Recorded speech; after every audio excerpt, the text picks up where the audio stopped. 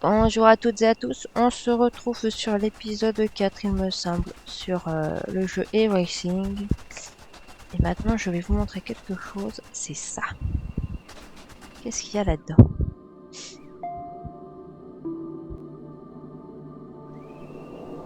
Ah, je peux encore être un truc tout petit? Normalement on peut rentrer là.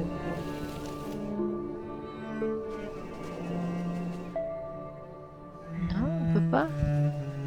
Ouais, j'étais arrivé, hein.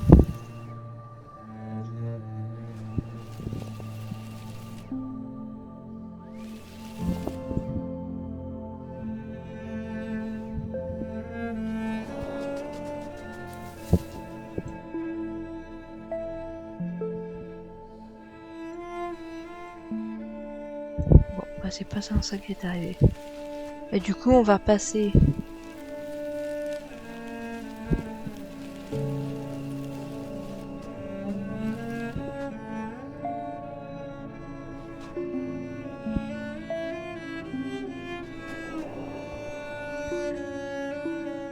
On va descendre et on va descendre 2 fois.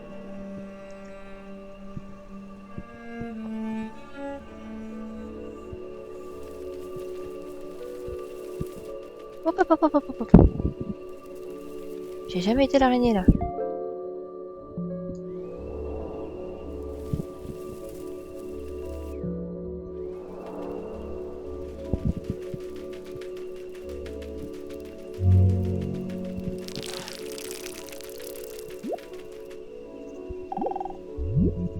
If there is any such thing at all as intelligence and love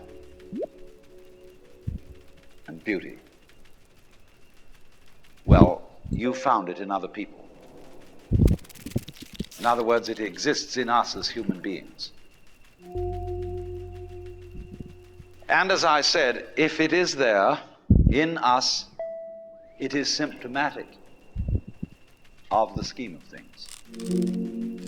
We are as symptomatic of the scheme of things as the apples are symptomatic of the apple tree or the rose of the rose bush.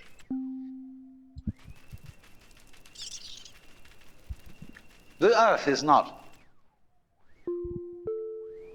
a big rock infested with living organisms, any more than your skeleton is bones infested with cells.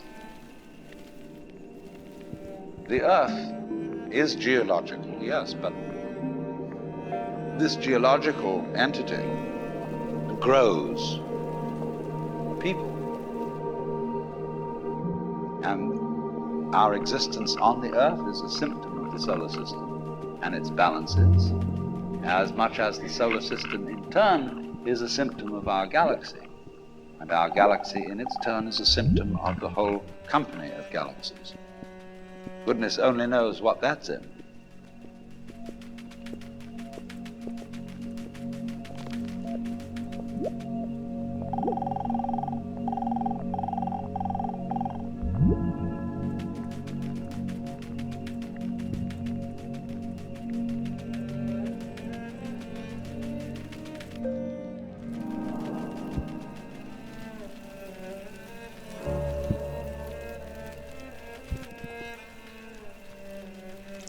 Voilà, il suffit de se rapprocher pour avoir des nouveautés.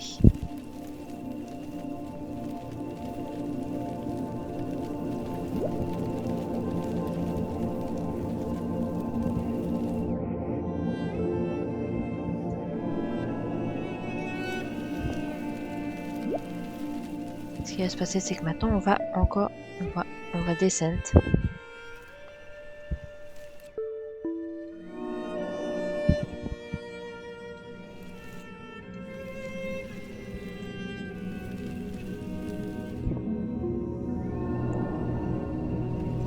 On va réussir à descendre. Voilà. On va aller dans l'infiniment petit. Voilà, ça c'est nous. On est une écharpe.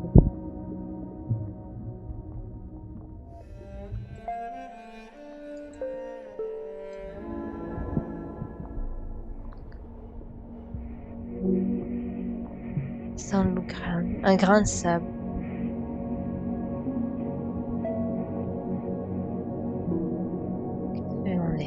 Qu'est-ce qu'on va devenir?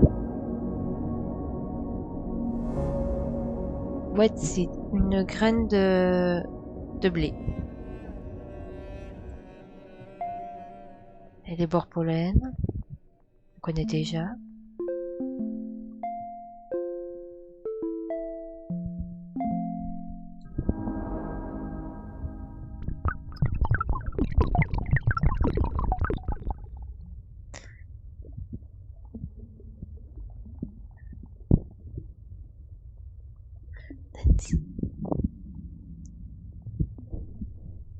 Et on danse.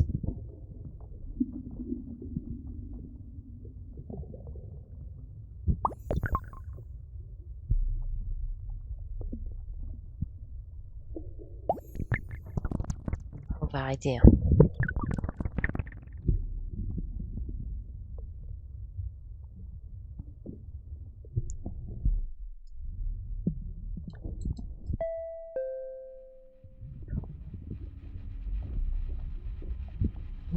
On est petit par rapport au grain de sable. Hein.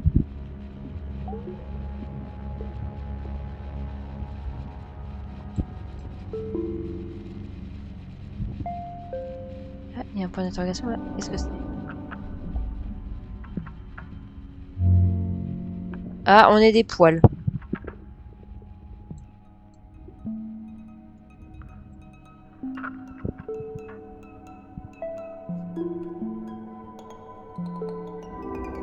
En devenant ça, on peut changer et devenir le truc qui est plat là.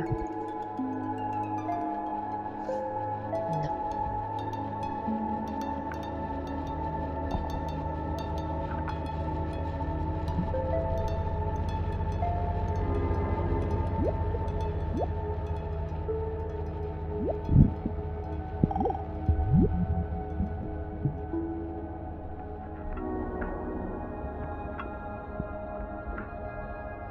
C'est comme on est tout petit. Ça c'est les pollens, hein. Il est plus petit que le pollen.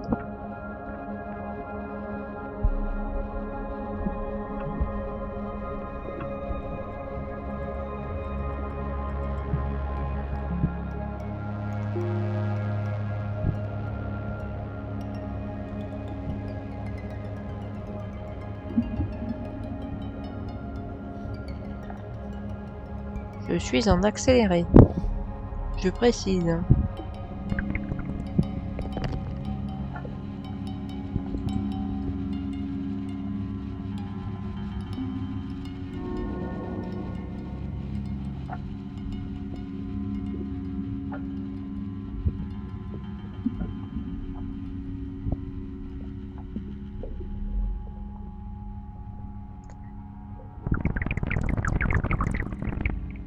Nous sommes un groupe de quoi?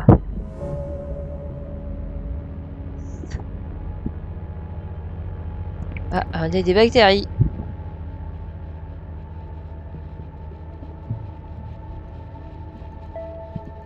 Ah bah c'est un grain de sable ça aussi, ok. Nous sommes des bactéries.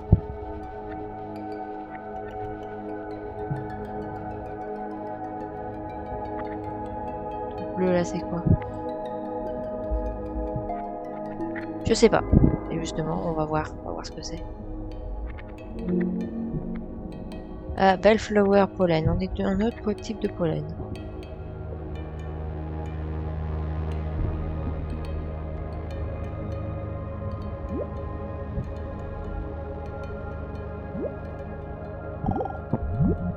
When, as a scientist, you describe the behavior of a living organism, you try to say what a person does. It's the only way in which you can describe what a person is. Describe what they do. Then you find out that in making this description, you cannot confine yourself to what happens inside the skin. In other words, you can't talk about a person walking unless you start describing the floor. Because when I walk, I don't just dangle my legs in empty space. I move in relationship to a room. And so in order to describe what I'm doing when I'm walking, I have to describe the room. I have to describe the territory. So in describing my talking at the moment, I can't describe this just as a thing in itself, because I'm talking to you. And so what I'm doing at the moment is not completely described unless your being here is described also. So if that is necessary, if, in other words, in order to describe my behavior, I have to describe your behavior and the behavior of the environment, it means that we've really got one system of behavior. That what I am involves what you are. I don't know who I am unless I know who you are. And you don't know who you are unless you know who I am. In other words, we're not separate. We define each other. We're all backs and fronts to each other.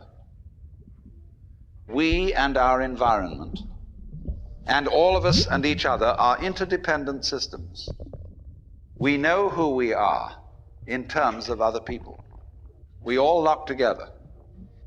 And this is, again and again, the serious scientific description of how things happen. And any good scientist knows that what you call the external world is as much you as your own body.